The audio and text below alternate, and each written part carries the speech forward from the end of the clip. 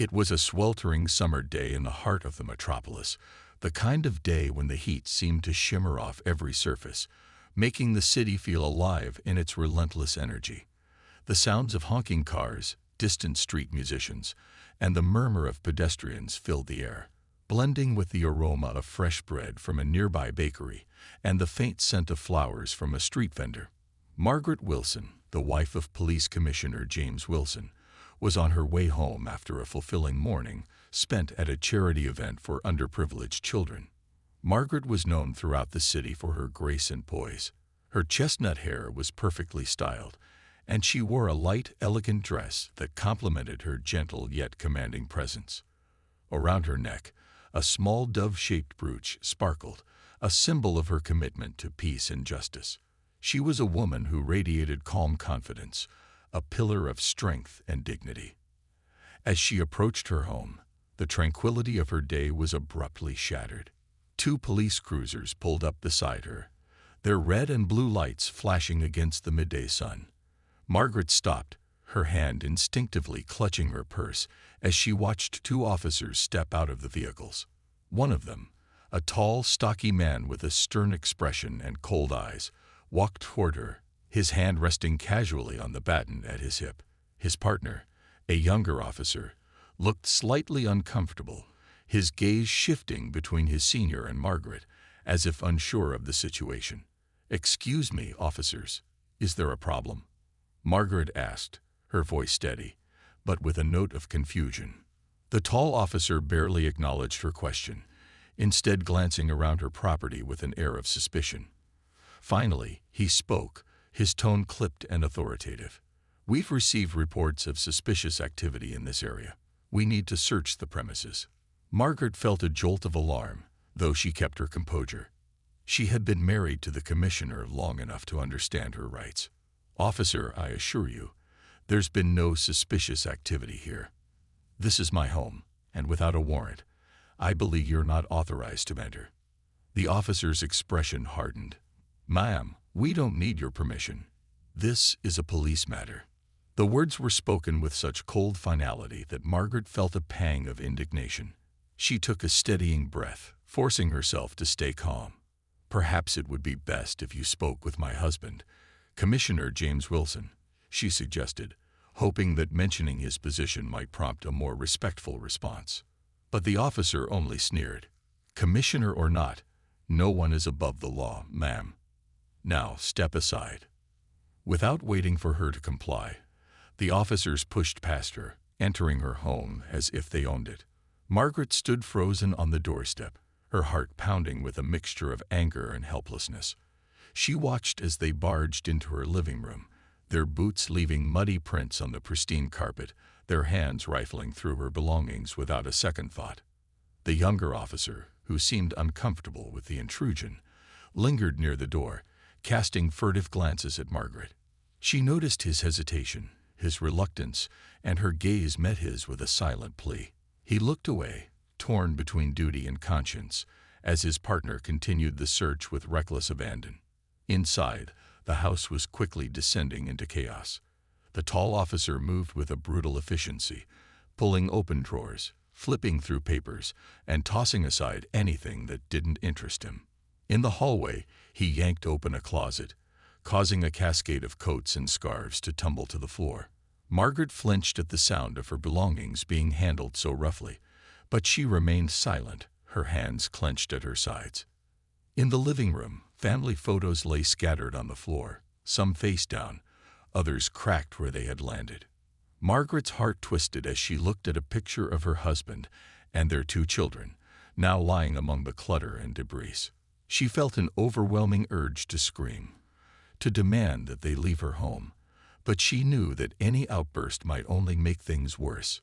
Outside, a small crowd had begun to gather. Neighbors peeked from behind their curtains, others stood on the sidewalk, murmuring among themselves as they watched the police search the house. Some looked concerned, while others seemed to relish the drama, their phones held up to capture the unfolding scene. Among the onlookers was Officer Adam Harris, a young patrolman who had just finished his shift and happened to be passing by. Adam watched the scene with growing unease, his stomach twisting as he took in the sight of his colleagues tearing through the commissioner's home. He had joined the force with dreams of protecting his community, of upholding justice and fairness. But what he was witnessing now made him question everything he had been taught. Adam's gaze shifted to Margaret, who stood by the door, her face a mask of restrained anger and sorrow. He felt a surge of guilt. This wasn't right. She hadn't done anything to deserve this kind of treatment. He glanced around, noticing the curious, judgmental stares of the crowd, the phones recording every moment, and he knew that this was a line he couldn't cross silently. Inside the house, the senior officer continued his search, oblivious to the chaos he was leaving in his wake. His demeanor was cold, almost indifferent, as if Margaret's belongings were nothing more than obstacles in his way. He moved through the house with a sense of entitlement, his authority giving him the power to ignore the very laws he was supposed to uphold. As he entered the kitchen, Margaret finally found her voice. "This is enough," she said, her tone sharper than before. "I've tolerated your disrespect, but this is my home, and you have no right to tear it apart." The officer looked up, his expression one of irritation. "Ma'am, I suggest you keep quiet. We're here on official business." Margaret took a step forward, her gaze unflinching. "And I suggest you remember that my husband is the police commissioner. When he finds out about this, there will be consequences." The officer hesitated for a fraction of a second, a flicker of uncertainty crossing his face, but he quickly masked it with a sneer. "We're just doing our job, ma'am. If your husband has a problem with that, he can take it up with the department." Margaret clenched her fists, feeling a surge of frustration. She had tried reasoning. She had tried invoking her husband's authority, but nothing seemed to penetrate the officer's arrogance. She could only hope that James would return soon and put an end to this nightmare. As if in answer to her silent prayer, the sound of a car engine broke through the murmur of the crowd outside. A sleek black sedan pulled up to the curb, and the onlookers parted as Commissioner James Wilson stepped out. Tall and imposing, with a sharp, calculating gaze, James was a man who commanded respect wherever he went. The sight of him sent a ripple through the crowd, and the younger officer by the door visibly paled. James's eyes scanned the scene, taking in the scattered belongings on the lawn, the shattered family photos inside, and the distraught expression on his wife's face. His gaze darkened, and he strode toward the front door with a sense of purpose that left no room for argument. Inside, the senior officer was still rummaging through drawers when he heard the sound of footsteps approaching. He looked up, irritation etched on his face, but his expression faltered when he saw James standing in the doorway, his face a mask of controlled fury. "Commissioner Wilson," the officer stammered, his earlier confidence draining away. He straightened, trying to regain his composure. "We were just—" James cut him off with a single, steely look. "You were just violating the rights of a private citizen in her own home. My wife's home." The officer swallowed, his bravado crumbling under the commissioner's gaze. We received a report of suspicious activity. Sir, we were following protocol." "Protocol?" James's voice was icy. "Since when does protocol allow officers to conduct a warrantless search of a commissioner's home without probable cause?" The younger officer shifted uncomfortably by the door, his eyes downcast. Adam, who had been watching from the sidewalk, took a deep breath, his conscience finally winning out. He stepped forward, his voice steady despite the tension. "Commissioner Wilson," he said, drawing everyone's attention. I don't believe this search was justified. There was no evidence, no probable cause. It's not right." The senior officer glared at Adam, but James held up a hand, silencing him. He turned to Adam, his gaze softening slightly. "Thank you, Officer Harris. Your honesty is appreciated." Turning back to the senior officer, James's face hardened once more. "I want you to gather your things and leave this house immediately. There will be an internal review, and you will be held accountable for this violation of protocol." The officer opened his mouth to protest, but one look at James's expression told him that further argument would be futile. He nodded stiffly, gathering his belongings and signaling for the younger officer to follow. As the officers retreated, the crowd outside watched in stunned silence. Margaret stepped forward, relief flooding her face as James wrapped an arm around her shoulders. She looked up at him, gratitude and pride shining in her eyes. "I knew you'd come," she murmured, her voice filled with emotion. James gave her a reassuring squeeze. "I'm here, and this isn't over." As the officers exited Margaret's home, the crowd outside dispersed in hushed murmurs, leaving a lingering air of tension and disbelief. The young officer, Adam Harris, walked with his head held low, feeling the piercing gazes of his fellow officers and the shame of the entire encounter. He had watched, powerless and uncertain, as his senior colleague had conducted a reckless and unprovoked search on the wife of the commissioner, an abuse of power that went against everything Adam believed in. Inside, James Wilson sat Margaret down in the living room, gently taking her hands in his.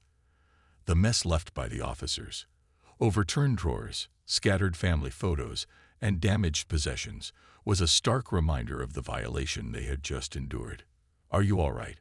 James asked softly, his face filled with concern as he looked into his wife's eyes.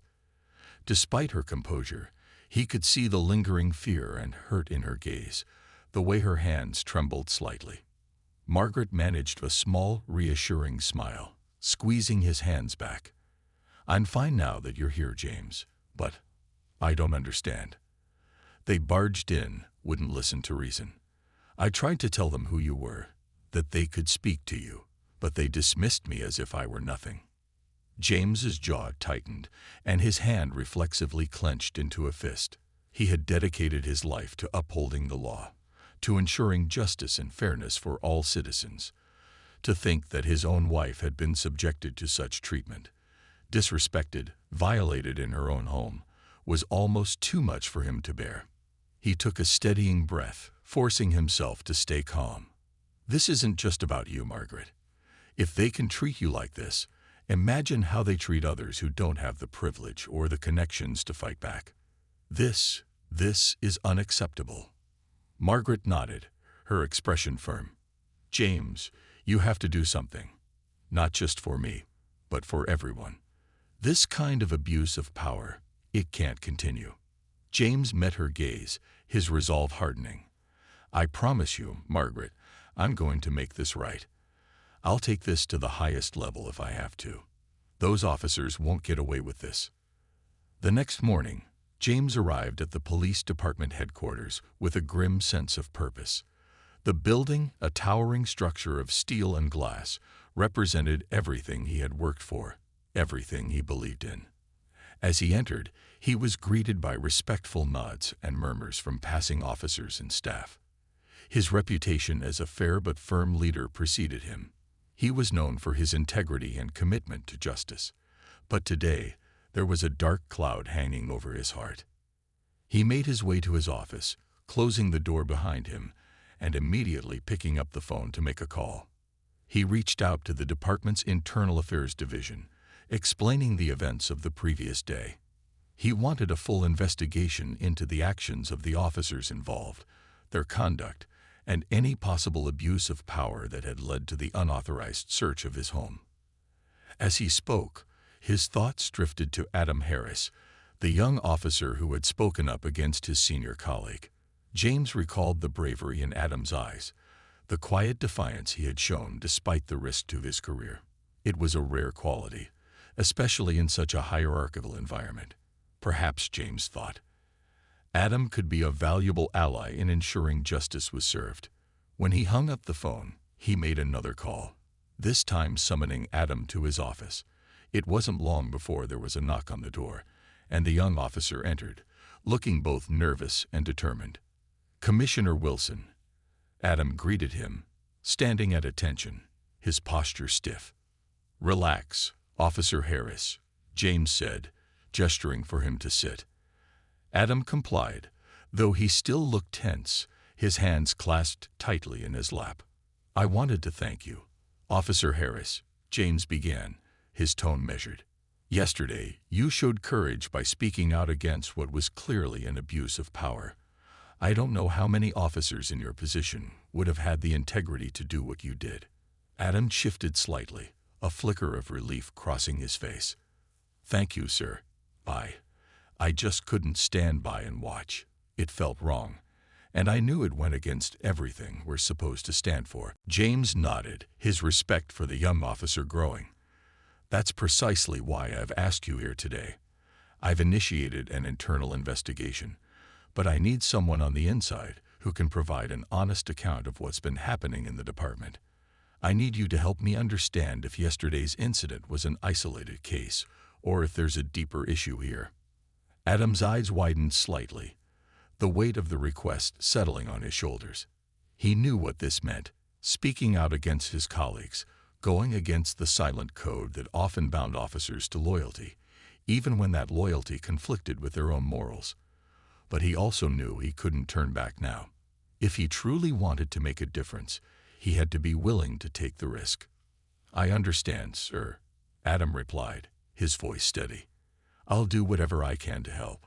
There are things I've noticed, moments where I felt uncomfortable with the way some of my colleagues handle situations. I'll gather what I can, speak to others who might feel the same way. I won't let this be swept under the rug." James felt a surge of gratitude and pride as he looked at the young officer. "Thank you, Adam. This won't be easy, and there may be backlash, but know that you have my full support. Together, we can make a difference. We can restore the public's faith in this department." Meanwhile, Margaret tried to resume her daily routine, though the memory of the intrusion still lingered in her mind. Everywhere she went, she could feel the weight of judgmental stares and whispered conversations. News of the incident had spread throughout the community, sparking a mixture of sympathy and speculation. Some people expressed outrage on her behalf, while others questioned what had really happened, hinting at rumors of corruption or scandal. One afternoon, while she was at the grocery store, an elderly woman approached her, her expression one of concern.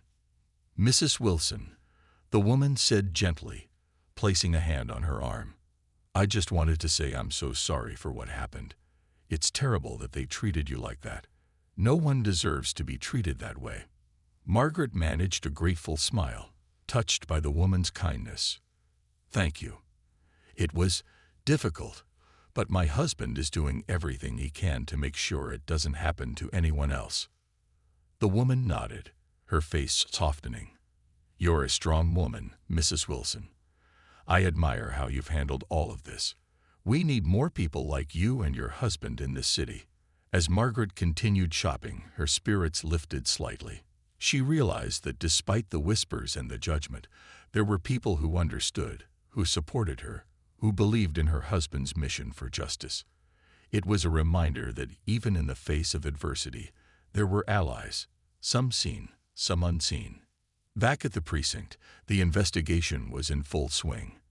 Adam worked tirelessly, speaking with colleagues, gathering reports, and documenting incidents that suggested a troubling pattern of misconduct within the department. He uncovered stories of officers who had used excessive force, conducted unauthorized searches, and treated citizens with blatant disrespect, particularly those from marginalized communities.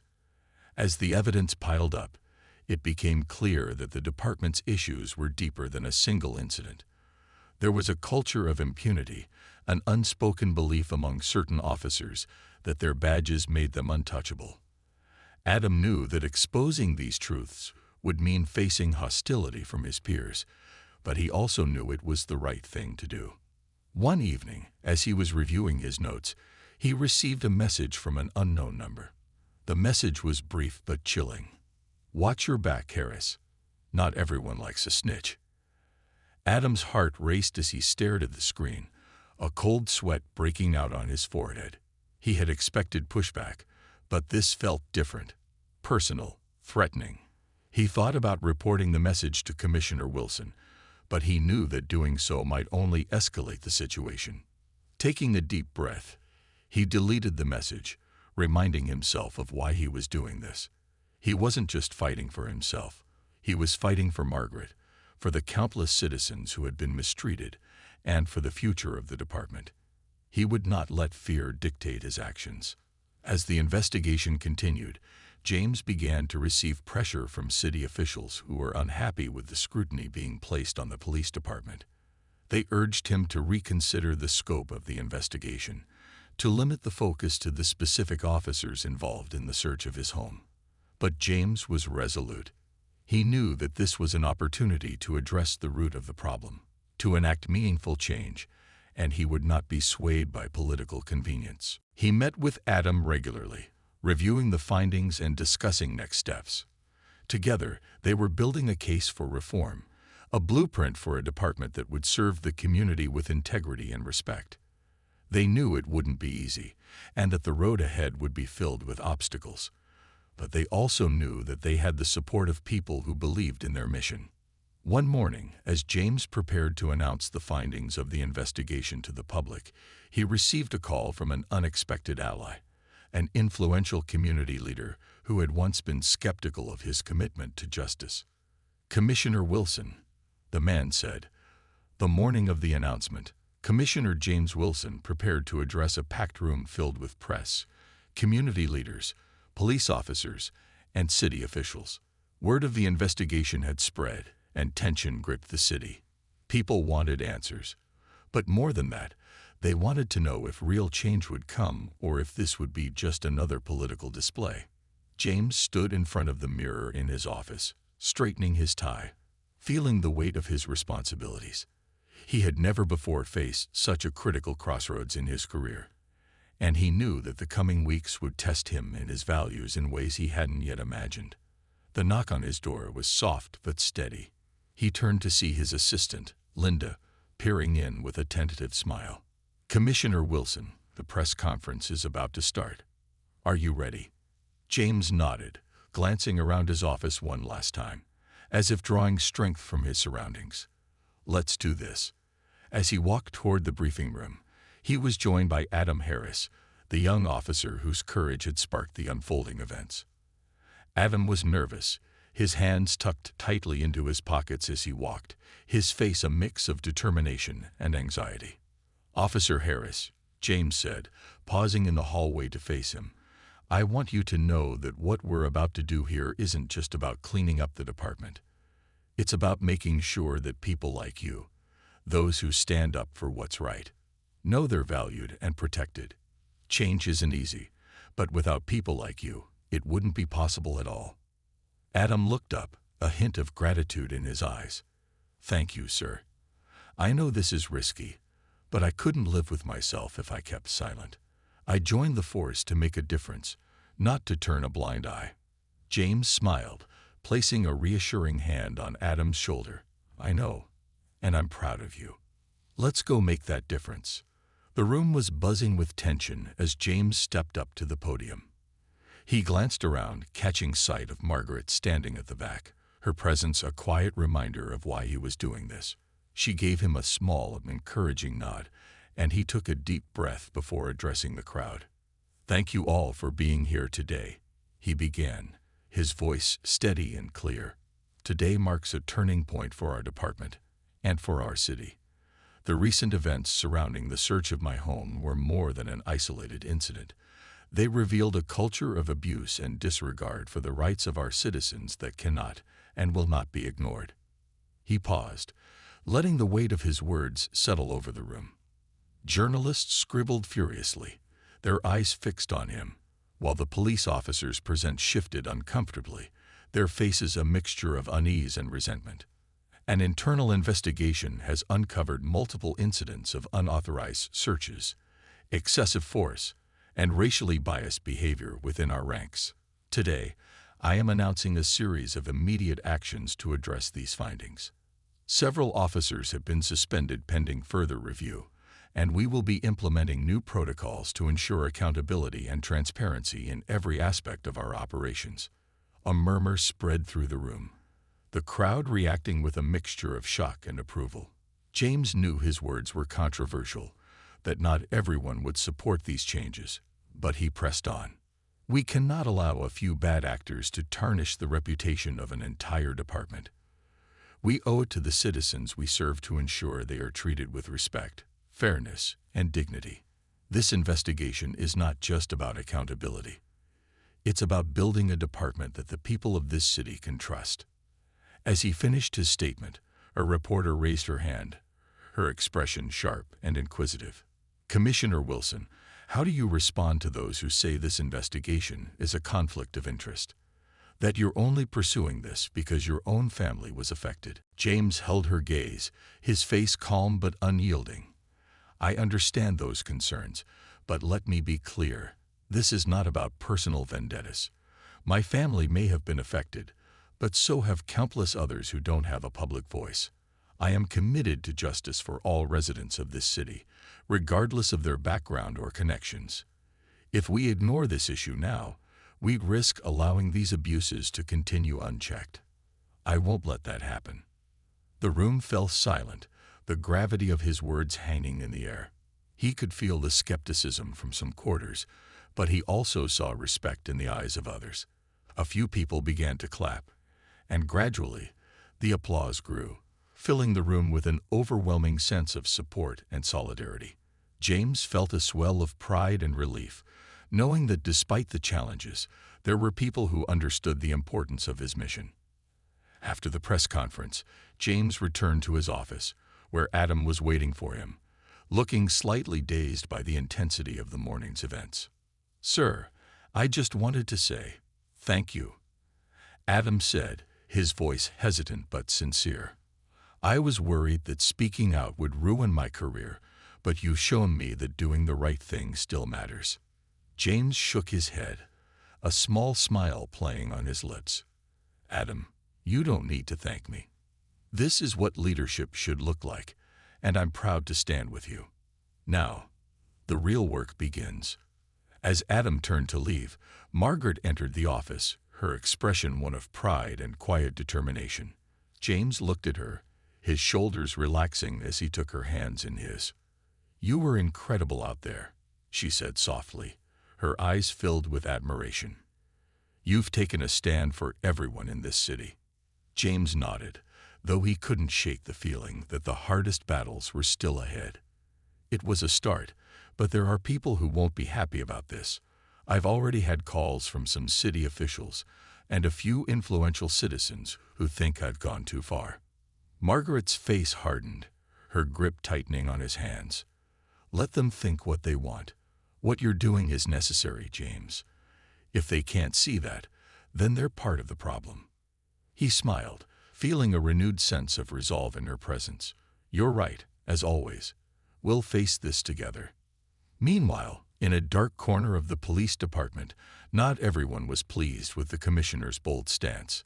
Leonard Burke, a powerful businessman with deep ties to the department, watched the press conference on a small screen in his office, his face set in a grim line.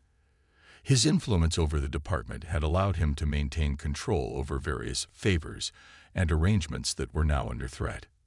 He picked up his phone, dialing a number with a cold efficiency. "We need to meet," he said tersely when the line connected. "Wilson's going to bring the whole department down with him if we don't act." Across town, a group of officers who had long operated with a sense of impunity gathered in a secluded bar.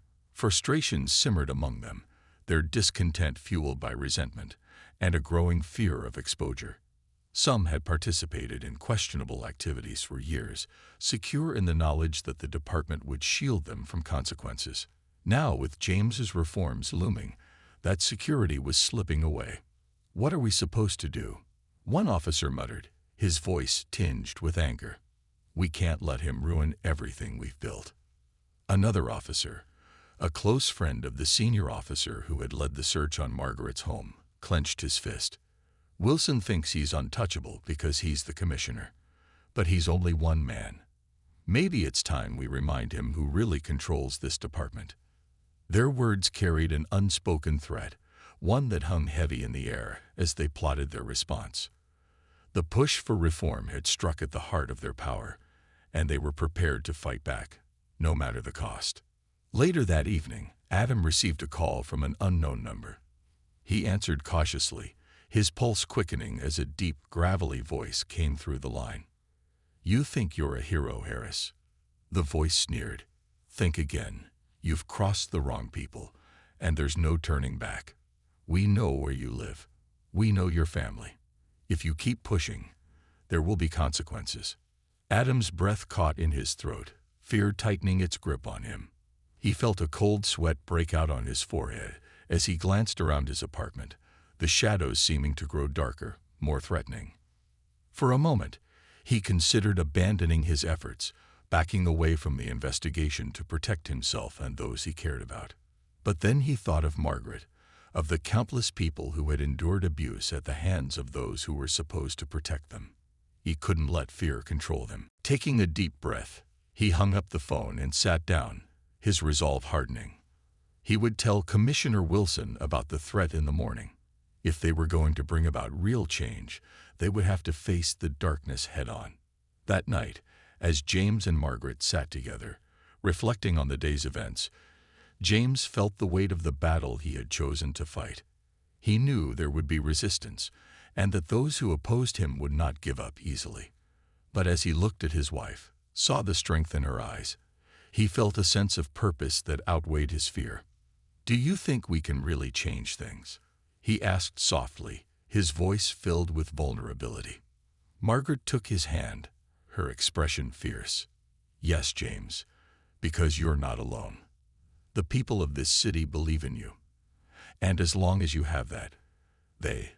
The next morning, Commissioner James Wilson arrived at his office earlier than usual, his mind preoccupied with the events of the past few days. The press conference had sparked a firestorm of reactions, support from the public and community leaders, but mounting hostility from certain corners of the police department and the city's political sphere. He was prepared for resistance, yet he couldn't shake the feeling that a storm was brewing, and that he and his allies were standing on the precipice. Shortly after settling in, he received a knock on his door. Adam Harris entered, looking visibly troubled. His face was pale, his usual composed demeanor replaced with tension and determination. "Commissioner," Adam began, his voice low, "I need to talk to you about something serious. It's about the investigation, and some threats I received last night." James's eyes narrowed, his concern evident as he gestured for Adam to take a seat. "Tell me everything, Officer Harris." Adam took a deep breath, gathering his thoughts. "Last night, I received a call from an unknown number. The person on the other end warned me to back off, said they knew where I lived, even mentioned my family. They said there would be consequences if I kept supporting the investigation." James clenched his fists, a mixture of anger and frustration flaring within him. He had suspected that some officers would push back, but threatening Adam's family was a new level of hostility, one that made it clear just how deep the corruption ran. "Adam, this isn't something you should have to face alone," James said firmly. "We can assign you protection and increase security measures for your family. But I need you to know, this is the reality of what we're up against. The people who are trying to intimidate you are the same people who have had free rein for too long, hiding in the shadows and exploiting the system." Adam nodded, the fear in his eyes gradually replaced by a steely resolve. "I'm not backing down, sir. They can threaten me all they want, but this is too important. The city deserves a department they can trust." James placed a hand on Adam's shoulder, admiring the young officer's courage. "We'll face this together, Adam. And thank you for everything you're doing. It's people like you who are going to make a real difference here." As Adam left, James considered his next steps. The threats were escalating, and he knew that if they were to stand a chance against the corruption, they would need more than just courage. They would need allies, people within the department and beyond who were committed to accountability, regardless of the cost. Meanwhile, Margaret had spent the morning fielding calls from concerned friends and community members who had seen the news. Many reached out to offer support, while others expressed a quiet relief that someone was finally taking action against the department's unchecked power. But as supportive as these calls were, Margaret could sense the unease that lingered beneath them. At midday, she met with her longtime friend and prominent community advocate, Grace Morales, for lunch. Grace was known for her no-nonsense attitude and her dedication to holding the powerful accountable. As they sat down, Grace leaned in, her gaze sharp and probing. "Margaret, I have to tell you, I'm proud of what James is doing. But you know this isn't going to end with a simple investigation.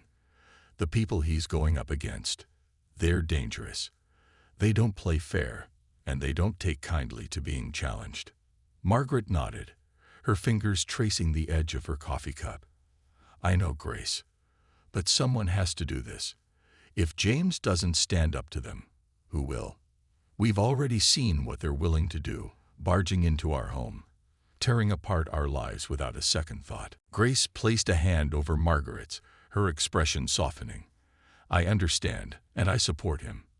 But I want you to be prepared. These people, men like Leonard Burke, will stop at nothing to protect their interests. They control the narrative, and they're willing to use that power to crush anyone who gets in their way. Just promise me you'll be careful." Margaret gave her friend a reassuring smile, though she could feel the weight of Grace's words pressing down on her. "I promise. We're being cautious, and we're not taking any of this lightly. But we can't let fear control us. If we give in to that, they've already won." Grace nodded, her admiration evident. "You're stronger than most people I know, Margaret.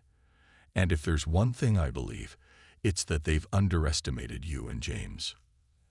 As they continued their lunch, Margaret felt a renewed sense of purpose. She knew that the fight ahead would be difficult, but she was surrounded by people who believed in the same values, people who were willing to stand with her in this battle for justice. Back at the police department, James called an emergency meeting with his closest allies, including the head of internal affairs, Detective Carla Nguyen. Carla was a seasoned investigator known for her uncompromising approach to rooting out corruption within the ranks. As they gathered in a secure conference room, James briefed them on the latest threats, including the intimidation attempts against Adam. "This goes beyond a few bad actors," James began, his voice firm. "We're dealing with an entrenched system of corruption, one that has been allowed to flourish under the radar for too long. These threats are a direct attempt to undermine the integrity of this investigation, and we can't let them succeed." Carla nodded, her expression grim. "Commissioner, I've been following this trail for years. The officers involved in yesterday's search, the threats made to Officer Harris. They're all part of a larger network, people who've used their positions to intimidate and manipulate. It's not going to be easy to bring them down." James leaned forward, his gaze steely. "Then we dig deeper. We follow every lead, gather every piece of evidence, and we don't stop until we've exposed every single one of them. I won't tolerate a department where citizens live in fear of those who are supposed to protect them." One of the senior officers, Captain Laura Edwards, spoke up, her tone measured but supportive. "Commissioner, I'm with you. But you know as well as I do that this will create enemies in high places. Some of these people have connections beyond the department, politicians, business leaders. They'll fight back with everything they have." James acknowledged her concern with a nod. "I'm well aware of the risks, Captain. But if we don't act now, we're sending a message that corruption is acceptable, that justice can be bought. We need to make a stand, and we need to show the city that the police force is here to serve and protect, not to intimidate and exploit." The room fell silent, the gravity of the situation settling over everyone present. But beneath the tension, there was also a sense of unity, a shared purpose that bound them together. They knew the risks, but they were committed to doing what was right, no matter the cost. As the investigation intensified, Leonard Burke and his associates grew increasingly desperate. They had spent years securing their influence within the department, using their connections to shield themselves from scrutiny. But with James's reforms looming, their power was slipping, and they were willing to do whatever it took to maintain control. One evening, Leonard met with a group of like-minded officers in a dimly lit back room of a private club. The men gathered around him, their faces tense as Leonard laid out his plan. Wilson thinks he can come in here and tear everything apart. Leonard sneered, his voice filled with contempt. He's forgetting who really holds the power in this town. We need to remind him, and everyone else, that there are consequences for crossing us. One of the officers, the grizzled veteran with a sour expression, spoke up. What do you suggest, Burke? Wilson's got the public on his side now. We can't go after him directly without making things worse. Leonard's smile was cold, calculated. Then we don't go after him directly. We make him doubt himself, isolate him, chip away at his support. We spread rumors, use the media, make it seem like he's abusing his power for personal gain. And as for that young officer, Harris, we make sure he understands what happens to traitors. The men exchanged glances, their expressions a mixture of fear and grudging respect. Leonard's words were ruthless, but effective. They knew that by targeting James's allies, by undermining his credibility, they could weaken his position without drawing direct attention to themselves. But what they didn't anticipate was that James was not as isolated as they believed. His allies were growing, his resolve was strengthening, and the support from the community was more powerful than Leonard had calculated. That night, as James sat in his office, reviewing the latest reports from the investigation, his phone buzzed with a message from Carla Nguyen. Commissioner, we've received new intel. There are forces at work trying to discredit you and Officer Harris. We need to meet. James felt a chill run down his spine. He had anticipated resistance, but the knowledge that they were actively working against him only steeled his resolve. He knew he would have to tread carefully, to stay one step ahead of those who wanted to silence him. As he looked out the window at the city skyline, he felt a renewed sense of purpose. This was not just about protecting his family or restoring the department's reputation. It was about fighting for the very soul of the city he loved. And he would not let fear, intimidation, or corruption win. The darkness was closing in.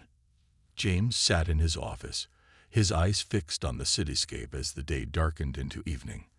The sprawling metropolis that he had sworn to protect was now a battleground, one where power was wielded by those who felt untouchable, shielded by influence, money, and fear. But he refused to let them win. If this investigation was a war, he would fight it on every front, no matter the cost. The knock on his office door jolted him from his thoughts. Detective Carla Nguyen entered, her expression as serious as ever. She carried a folder packed with documents, which she placed on his desk with a quiet sigh. Commissioner Wilson, we've got a lot to go through, Carla began, pulling up a chair. This is more than a few rogue officers. It's a deeply entrenched network, people who've protected each other, covered up their misdeeds, and shielded themselves behind layers of influence. James nodded, opening the folder to review the files. Inside were details of past complaints, misconduct records, and reports from citizens who had experienced harassment, intimidation, and, in some cases, outright violence at the hands of certain officers. Carla leaned forward, her voice tense. We've traced several incidents to specific officers, all of whom have been connected to Leonard Burke and his circle. They've leveraged their positions to silence complaints, intimidate witnesses, and in some cases, falsify records to avoid accountability. James's fists clenched as he took in the extent of the corruption. He had expected resistance, but this was a deeply woven web of deception and manipulation, one that had gone unchecked for years. Carla, we need to make this public. The people need to know the truth. Carla nodded, but her expression remained grim. There's more, Commissioner. Leonard Burke and his associates have been working to discredit you. They're spreading rumors, planting stories in the media, and turning key figures against you. They're trying to make it look like this investigation is a personal vendetta rather than a pursuit of justice. James exhaled slowly, absorbing the gravity of her words. He knew that Leonard would try to retaliate, but the systematic attempt to discredit him was a new level of manipulation. What about Adam? James asked, his voice barely concealing his worry. He's already been threatened. If Burke and his circle go after him, He won't be able to withstand the pressure alone. Carla's gaze softened. I've been keeping an eye on Adam. He's strong, but he's young and doesn't have the protection that your position offers. I'd recommend increasing security measures for him and his family. James nodded. Done. I'll reach out to him tonight. I'm not letting them scare him into silence. He's the heart of this investigation. He's the one who spoke up when others stayed silent. Carla placed a reassuring hand on James's shoulder. You're doing the right thing, James. But know this, Leonard Burke isn't finished yet. He'll push harder, and things are going to get ugly. But you have allies, people in this department who believe in what you're doing. People like Adam. James managed a small, grateful smile. Thank you, Carla. It means a lot, knowing you're here, standing beside me. That evening, James reached out to Adam. They met in a small, quiet coffee shop on the edge of town, away from the prying eyes and ears of those who might try to use their conversation against them. Adam looked tired, his usual youthful energy dulled by the weight of the investigation, but his resolve was unbroken. Commissioner, Adam began, offering a nervous smile as he sat across from him. Thank you for meeting me here. I needed to talk to you about something. James nodded, sensing the anxiety in Adam's voice. Of course, Adam. I wanted to talk to you too. I know about the threats, and I've arranged for additional security measures. You and your family are protected. Adam looked down, fiddling with his coffee cup. I appreciate that, sir. But it's not just the threats. People in the department, they're starting to turn on me. I've heard rumors, seen the looks. They're treating me like I'm the enemy. James' expression softened. Adam, what you're doing takes courage. You're challenging a system that has protected itself for years.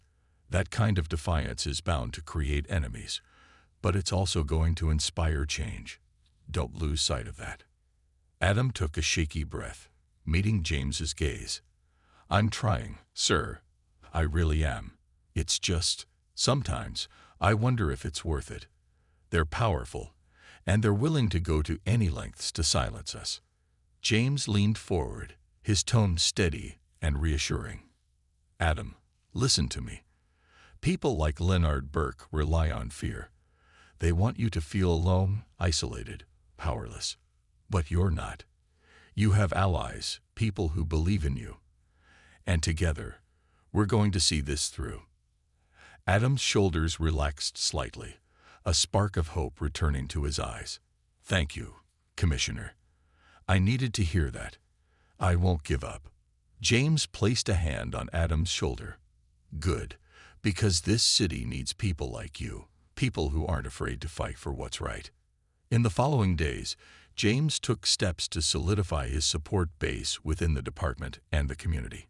He reached out to local activists, journalists, and leaders who shared his vision for a transparent, accountable police force.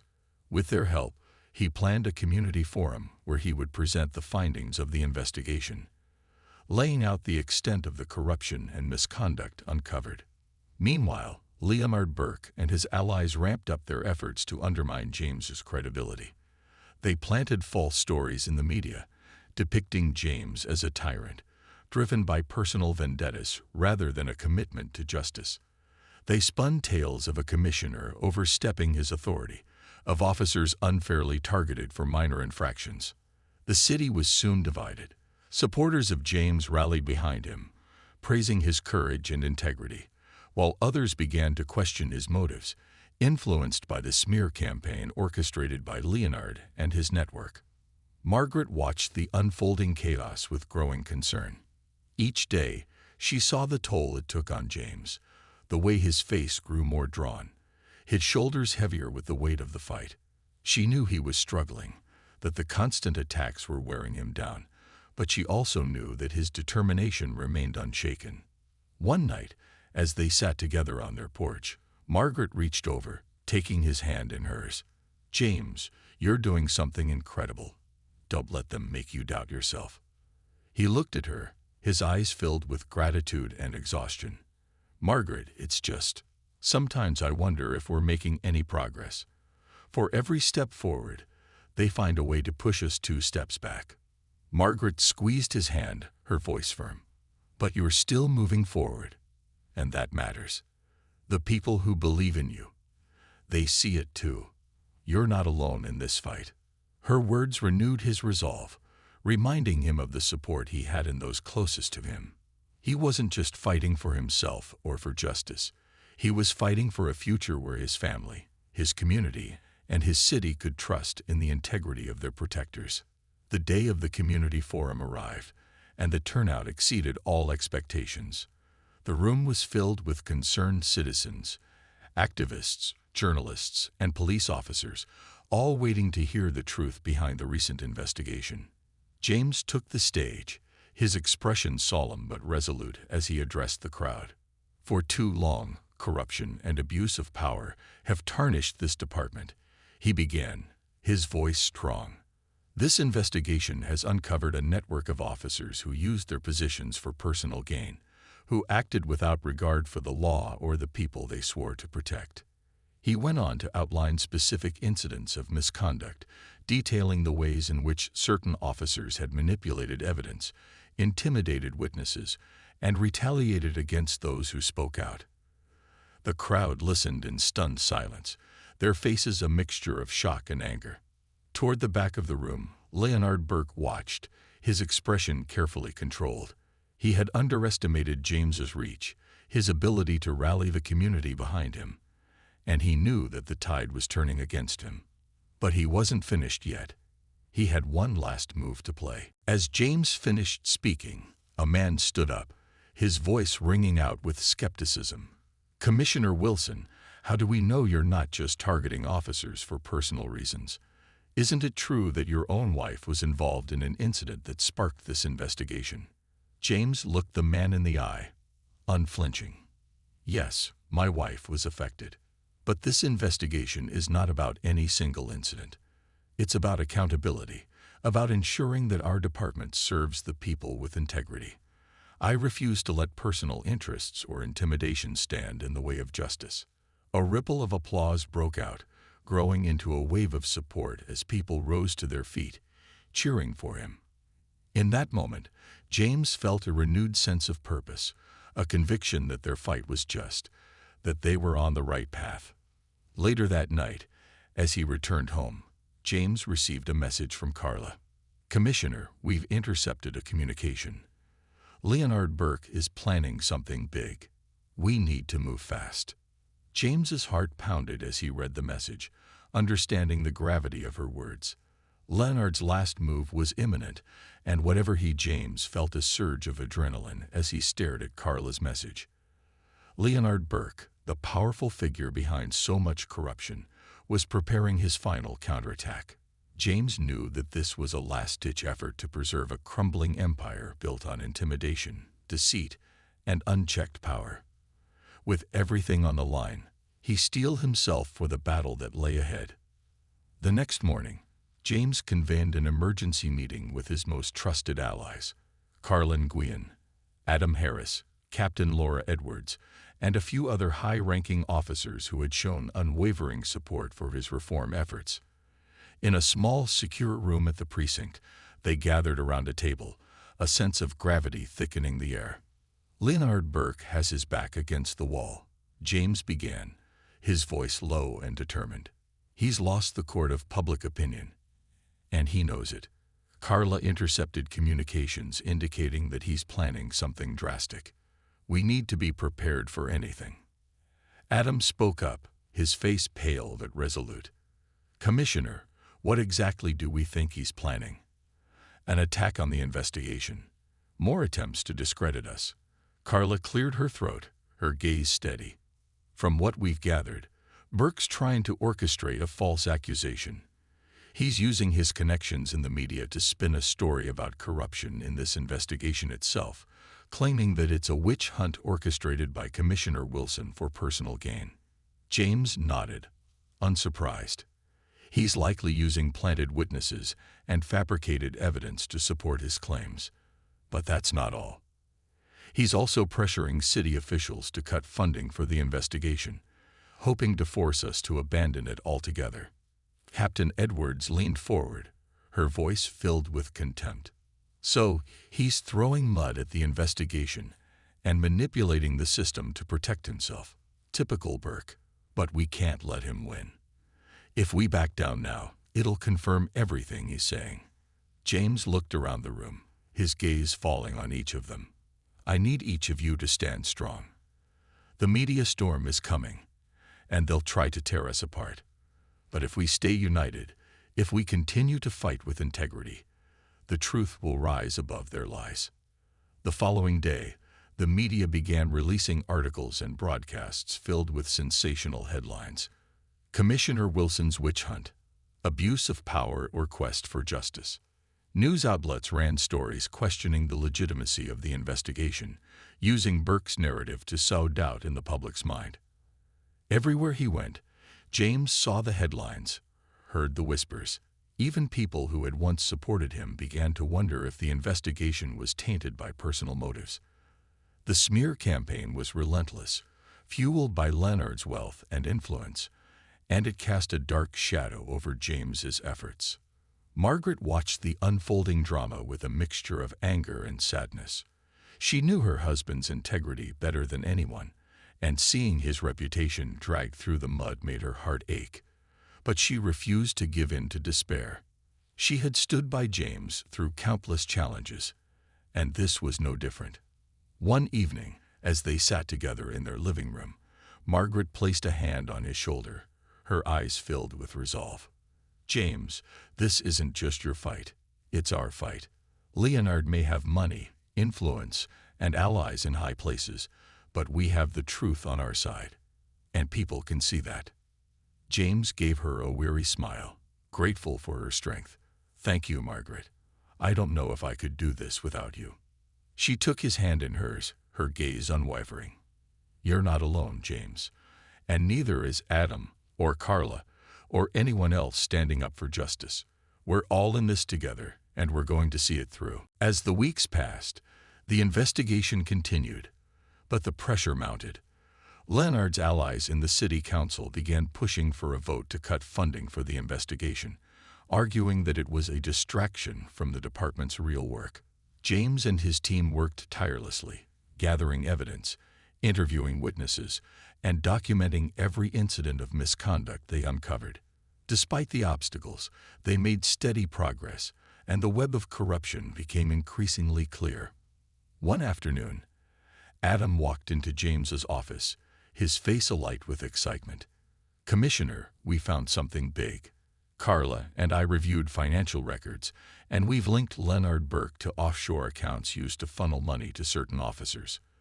We have proof that he's been paying them to keep quiet and look the other way. James's heart raced as he took in the information. This was the breakthrough they needed, the undeniable proof that tied Burke to the corruption within the department. This is it, Adam. This could be the key to bringing him down once and for all. Adam grinned, his confidence renewed. We'll need to present this to the public. It's our chance to show them the truth, to counter his lies with cold, hard facts. James nodded. But we need to be strategic. Burke will try to spin this against us, to make it look like we're fabricating evidence. We'll have to be meticulous, ensuring that every document, every transaction is verifiable. With Carla's help, they organized a press conference, carefully preparing their evidence and statements. They knew this was their best shot at exposing Leonard's corruption, and they couldn't afford to make any mistakes. The day of the press conference arrived, and the room was packed with journalists, community members, and officers. James took the podium, his expression resolute as he addressed the crowd. Today, we're here to set the record straight, he began, his voice strong and clear. Over the past few weeks, there has been an orchestrated campaign to discredit this investigation. Those who stand to lose from the truth have tried to sow doubt, to turn this investigation into a spectacle. But we will not be intimidated. He held up a folder containing the evidence of Leonard Burke's offshore accounts. This investigation has uncovered a network of corruption, funded by private interests to protect those who abuse their power. We have documented proof that Leonard Burke has used his influence to control members of this department, paying them to cover up illegal activities. This stops now. He presented the documents, each page carefully laid out for the journalist to see. Carla stepped forward, detailing the financial transactions that linked Burke to specific incidents of misconduct. Adam followed, sharing testimonies from officers who had been pressured to stay silent, revealing the extent of Leonard's reach. The room was silent, the weight of the evidence pressing down on everyone present. It was undeniable, proof that no smear campaign or manipulation could erase. As James finished his statement, a reporter raised her hand, her voice filled with respect. "Commissioner Wilson, what's next? How do we ensure that this never happens again?" James looked out at the crowd, his heart filled with a fierce sense of purpose. "We rebuild trust, one step at a time. We implement new policies, oversight mechanisms, and accountability measures, and we ensure that the people who serve this city are held to the highest standard. This is just the beginning." That evening, Leonard Burke sat in his office, watching the press conference replay on a screen. His face was pale, his jaw clenched as he took in the crushing reality of his defeat. The documents, the testimonies. It was all over. The empire he had built through lies and intimidation was crumbling before his eyes. His phone rang, but he ignored it, knowing it would be one of his allies, desperate and panicked. He couldn't answer them, couldn't face the consequences of his actions. He had underestimated James Wilson, a man who had proven to be stronger, more determined, and more unyielding than he had ever imagined. The days that followed were a whirlwind of justice and reform. Leonard was arrested, along with several of his closest associates, facing charges of bribery, corruption, and obstruction of justice. Officers implicated in the scandal were suspended or terminated, their cases reviewed in exhaustive detail to ensure accountability. James, Adam, and Carla worked tirelessly to implement new policies within the department. They established an independent oversight committee, instituted training programs on ethics and accountability, and created channels for citizens to report misconduct without fear of retaliation. The city began to heal, slowly but surely, as trust in the police department was restored. Community members who had once lived in fear now felt a renewed sense of hope, knowing that justice had been served. On the evening of the final reform's implementation, James and Margaret took a quiet walk through the city. They passed by familiar landmarks, seeing them anew through the lens of their hard-won victory. "James," Margaret said, her voice soft but filled with pride, "you've done something incredible. This city owes you a debt it can never repay." James squeezed her hand, his heart filled with gratitude. "I couldn't have done it without you, Margaret. You, Adam, Carla, and everyone who believed in this fight. It was never just about me. It was about all of us." As they walked under the city lights, a renewed sense of peace settled over them. They had fought the shadows, faced the darkness, and emerged victorious. The city was safer, stronger, and more just, a testament to the resilience of those who had dared to stand up against corruption. And as James looked out at the city he loved, he knew that this was only the beginning. They had laid the foundation for a brighter future, one built on truth, integrity, and the unbreakable spirit of a community that had refused to back down.